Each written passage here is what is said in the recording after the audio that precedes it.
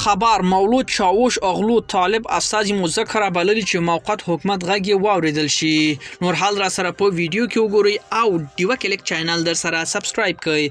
په سلامونو محرکلی کوم. د ترکیه بهرنی چارو وزیر وای انطالیا ډیپلوماټیک فورم ته د طالبانو استاد دی لپاره رابلل چې موقت حکومت غږی واوریدل شي او هغه دا معنا نه لري چې انقره د طالبانو په رسمیت وپیژني. مولود چاوش اغلو دغه سرګندونې وروسته له هغې کوي چې طالبانو حکومت د بهرنی چارو سرپرست وزیر امیر خان متقی په مشرۍ یو پلاوی د ترکیه په انطالیا ډیپلوماټیک فورم په نوم غونډه کې پرون یک شنبه وروستۍ ورځ و چې ګډون وکړي. د مولود چاوش اغلو په یو خبره کانفرنس کې دغه فورم ته د طالب چارواکي د وربلو په اړه یوې پوښتنې په ځواب کې وویل چې دا معنا نه ده چې انقره د طالبانو په رسمیت وپیژني، خو زیاته کړې ده چې افغانستان د موقت حکومت غږ باید واوریدل شي.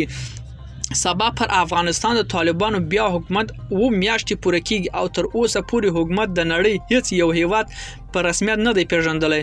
د طالبانو حکومت چارواکي د ترکیه د غونډې په څیره په یو هر نړیواله غونډه کې ګډون ته له دې پلوه ډیر هیلهمند دي چې اړیکه به یې له نړیوالو ټولنې سره پراخې شي او بالاخره یې حکومت په رسمیت پیژندل کیږي.